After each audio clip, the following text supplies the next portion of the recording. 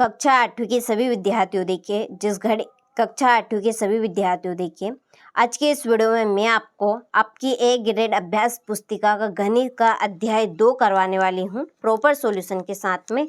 और मैं आपको इसका जो अध्याय 1 है इसके प्रश्न सोल्व करा चुकी हूँ। यदि आपने नहीं देखे हैं तो आप चैनल पर जाकर देख सकते हैं और प्लेलिस्ट चेकआउट कर सकते हैं। ठीक है, इस क्लास में हम अध्याय 2 अध्याय 2 है आपका एक चर वाले रैखिक समीकरण, इसके प्रश्न हम हल करेंगे। ठीक है, तो चलिए बढ़ते हैं इसके प्रश्न की ओर। ठीक है, तो देखिए पहले प्रश्न में क्या कहा गया है। तो पहला क्वेश्चन आप देखें कि प्रश्नों को पढ़कर दिए गए विकल्पों में से सही उत्तर चुनकर लिखिए और सामने दिए गए सही घेरे को भरिए। ठीक है, पहला प्रश्न है निम्नलिखित में से कौन सा गणितीय कथन समीकरण है।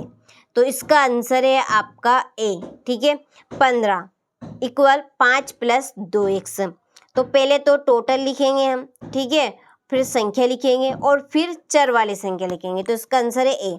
तो आपको गोल घेरा किस पे लगाना है, ए नंबर वाले पे, तो इस पे हम गोल घेरा लगाएंगे। ठीक है, दूसरा है 3x + 2 बराबर 13 में x का मान क्या होगा। तो x का मान कैसे निकाला है, संख्याओं को हम बराबर के उधर ले जाएंगे। ठीक है, देखिए यहाँ पे मैं आपको हल करके बता 3x है, ये 3x बराबर आपका 13, ये प्लस का है तो माइनस का आ जाएगा 2, ये x इक्वल बचेगा आपका, ये 3 कहाँ पे आएगा, बटे में। ठीक है, 13 में से हम 2 घटाएंगे तो कितने बचेंगे, 11। तो x का मान हमारा क्या आया, देखिए 11/3। तो कौन सा ऑप्शन इसमें से सही होगा, तो डी नंबर वाला। ठीक है, डी नंबर वाला सही, क्योंकि ये हमारा आंसर आया है 11/3। तो हम कौन से डिब्बे को फिल करेंगे, डी नंबर वाले को।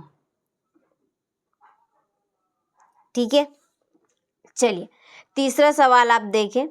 तीसरा सवाल एक चर वाले रैखिक समीकरण के हल होते हैं। देखिए इसके नाम में ही इसका आंसर छुपा है, एक चर वाला बोला है, एक चर वाले रैखिक समीकरण।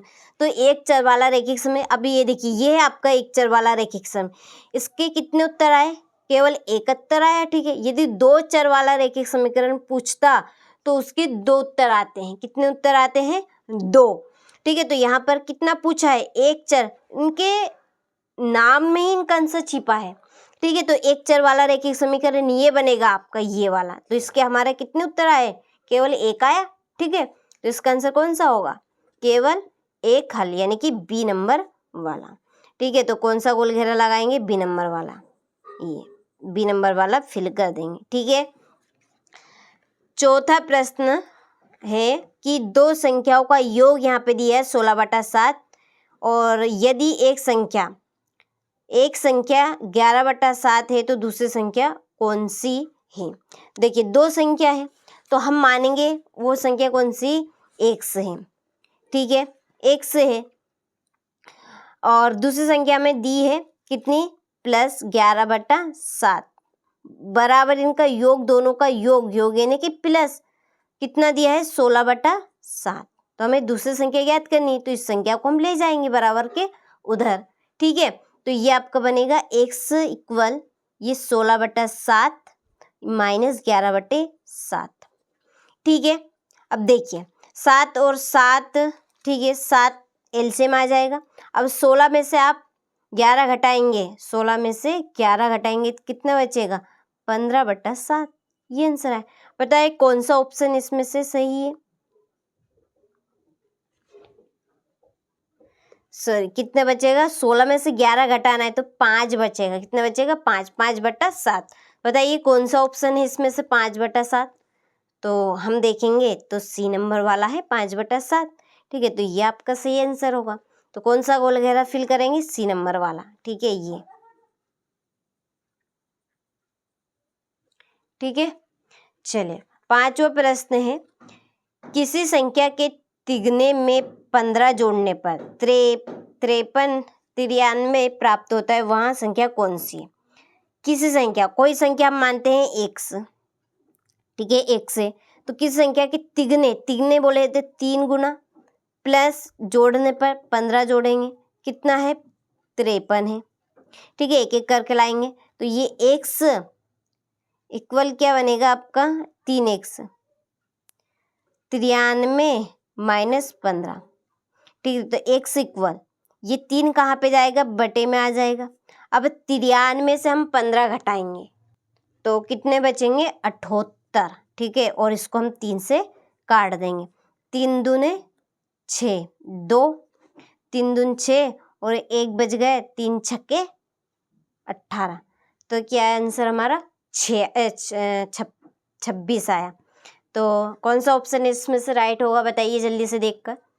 देखिए ये सी तो 36 है, बी कितना है 234, डी कितना है 324, ठीक है। तो बच्चा कौन सा हमारा, ये ए नंबर वाला। तो ए नंबर वाला है हमारा क्योंकि 26 आंसर आया, तो यही डब्बा आपका फिल होगा, ठीक है।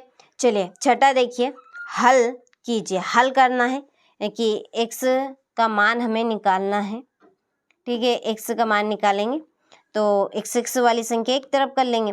देखिए 5, इसको पेन से कर देती हूँ मैं, 5x, x को लाएंगे माइनस का हो जाएगा, बराबर देखिए 2 प्लस के 3 इक्वल, देखिए ये 5x है तो 4x बचेगा आपका, 4x बराबर क्या बचेगा 5, 4 और 3 और 2 कितने होंगे 5। तो आंसर क्या होगा हमारा, x इक्वल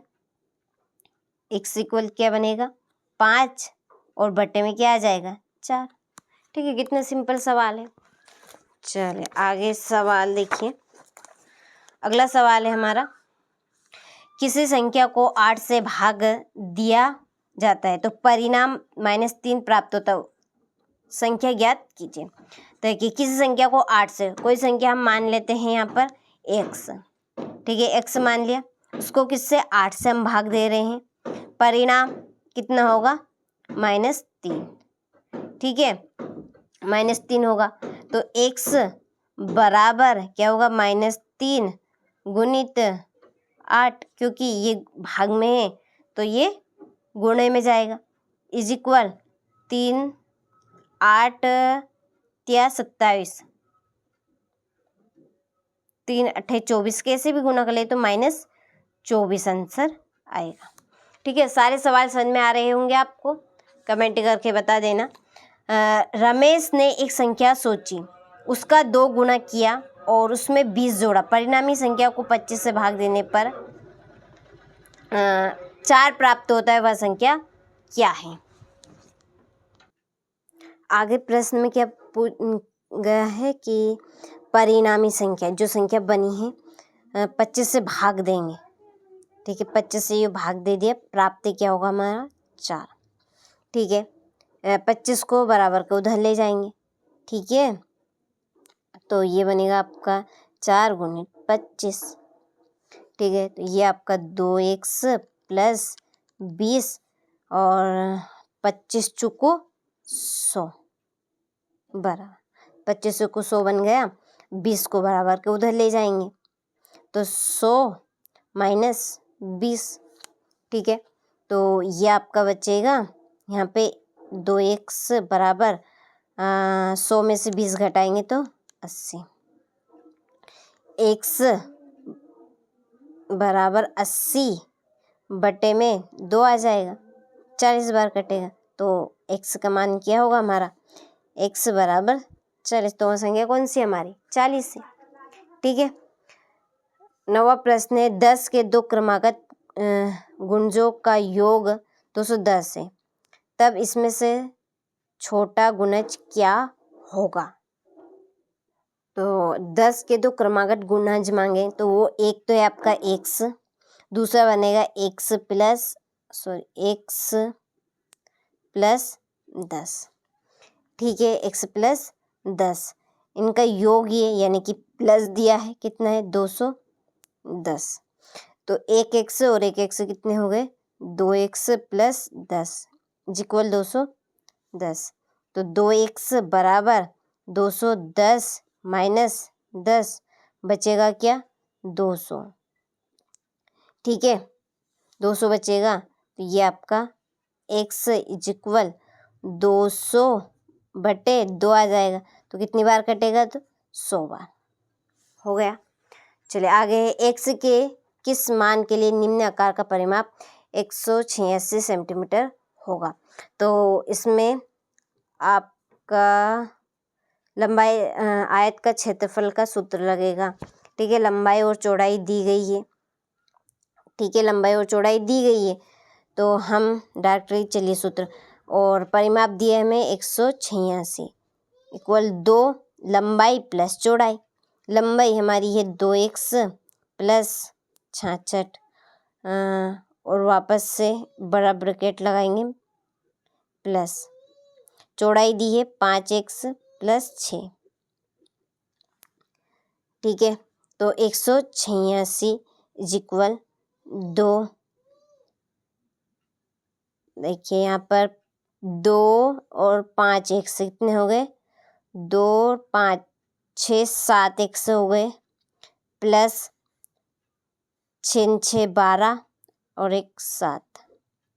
ठीक है, 186 इज इक्वल गुणा कर देंगे 7 दूने 14x प्लस और 2 दूने 4 7 दूने 14 144। ठीक है, 144 को इधर ले आएंगे तो 186 माइनस 144 इज इक्वल क्या बनेगा 14x। अब घटाएंगे। ठीक है, 6 में से 4 जाएंगे तो कितने बचेंगे 2। 6 में से आपका क्या जाएगा, 6 में से 4 जाएंगे 2 और 8 में से 4 गए तो 4, 14x। अब 14 को बड़ा यहाँ ले आएंगे, चलिए यहाँ पर कर देती हूँ मैं, तो ये आपका बनेगा x इज इक्वल 42/14। 14 14 14 28 14 त्या 42 3 बार, तो x का मान क्या है यहाँ पर x इज इक्वल 3। ठीक है, समझ में आया।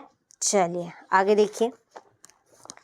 11वां एक पलंग को 260 में बेचता है। इसमें प्रयोग की गई सामग्री की लागत 1100 है तथा मजदूरी 200 प्रति घंटा है। बढ़ई ने कितने घंटे में पलंग का निर्माण किया। तो देखिए, एक बढ़ई एक पलंग को कितने में 2600 में बेचता है और इसमें लागत कितनी है 1100। ठीक है, 1100 लागत है, 1100 लागत है तो बचा कितना 1500 बच गया। ठीक है, और फिर आगे मजदूरी कितनी है 200 प्रति घंटा है। ठीक है, तो हम लिखेंगे 1500 मजदूरी है 200। ठीक है, तो देखिए 0 से 0 कैंसिल, इस 0 से ये 0 कैंसिल। ठीक है, 2 से भाग देंगे, 2 सते 14, 1 बच गए, दशमलव लगाएंगे, 0 बढ़ाएंगे, 2 पंजे 10। ठीक है, ये आंसर आएगा। आगे देखिए, समीकरण हल कीजिए। z/2 माइनस 1/5 बराबर z/3 प्लस 1/, तो हम x को एक तरफ कर लेंगे, z को, z/2 ये माइनस में आ जाएगा, z/3 इज इक्वल 1/4 प्लस में आएगा 1/5। ठीक है, हो गया। चलिए 3 गुणा कर लीजिए जल्दी से, तो ये आपका बनेगा 3z माइनस 2z 2z बट्टे में 3 दूने 6 इक्वल, इसका इधर कर दीजिए आप 5 प्लस 4 5 को 20। ठीक है, तो यहाँ पे बचा आपका z/6 इज इक्वल 5 4 9/20। 6 का आपका होगा 6 नाम 54/20।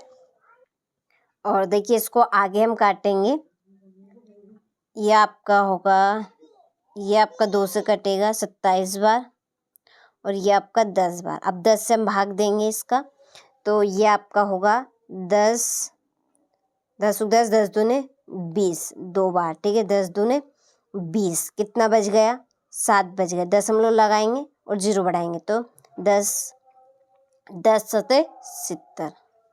ठीक है, चलिए आगे देखिए। अगला है समीकरण हल कर उत्तर की जांच कीजिए, तो इसको हम हल करेंगे। देखिए चलिए, तो यहाँ पर मैंने आपका सवाल सोल्व कर दिया है। ठीक है, देखकर आपको अच्छे समझ लेना है कि कुछ भी नहीं है सवाल में। आगे देखिए, एक माँ और उसकी 2 पुत्रियों ने एक कमरे का निर्माण 75,000 में करवाया। बड़ी पुत्री ने अपनी माँ का योगदान की गई राशि का 3/8 भाग योगदान में दिया तथा छोटी पुत्री ने अपनी माँ द्वारा दी गई राशि का 1/2 भाग योगदान दिया। ने पृथक पृथक कितनी राशियाँ धनराशि का योगदान दिया, बताना है उन्होंने टोटल कितनी धनराशि दी। ठीक है, तो देखिए यहाँ पर मैंने सोल्व कर दिया है। तो माँ की हम मान लेंगे x, ठीक है, बड़ी बेटी की मान लेंगे 3/8x प्लस छोटी बेटी की मान लेंगे 1/2x बराबर पूरा टोटल कितने 75,000 है। ठीक है, तो हम इन सभी का एलसीएम लेंगे तो इस तरह से होगा, बराबर कर देंगे और x वालों को हम जोड़ लेंगे और 8 को बराबर कर इस तरह से ले जाएंगे। ठीक है, हो गया। आगे देखिए, आगे ये हम फिर काटा पीटी करेंगे तो x का मान होगा आपका 40,000। ठीक है, अब हम मान रख देंगे। x किसकी मानी थी हमने, माँ की मानी थी, तो माँ की कितनी हो गई 40,000। बड़ी पुत्री की क्या मानी 3/8 x मानी थी, x की जगह हमने 40,000 रखा, काटा पीटी करिए तो ये 15,000 आया आपका टोटल। ठीक है, सीधे छोटी पुत्री की 1/2 मानी x की जगह हमने 40,000 रख दिया। ठीक है, तो ये आपका काटा पीटी कर खाएगा 20,000। तो माँ ने 40,000 दिए, बड़ी बेटी ने 15,000 दिए और छोटी बेटी ने 20,000 दिए। ठीक है, हो गया। इसके बाद में आपका अगला सवाल है, ये 15वां सवाल है। ठीक है, ये आपको कर लेना है, ये आपके टीचर से पूछ लें। ठीक है, तो यहाँ पर मैंने अध्याय जो 2 है आपका, इसके प्रॉपर सवाल करवा दिए हैं। किसी भी तरह की इसमें यदि आपको प्रॉब्लम आती है तो आप कमेंट बॉक्स में कमेंट कर सकते हैं। ठीक है, चलिए तो मिलते हैं आपसे अगले वीडियो में इसके अध्याय 3 के प्रश्नों के साथ। अध्याय 3 रहेगा आपका चतुर्भुजों को समझना। ठीक है, हो गया। चलिए तो मिलते हैं आपसे अब अध्याय 3 के साथ।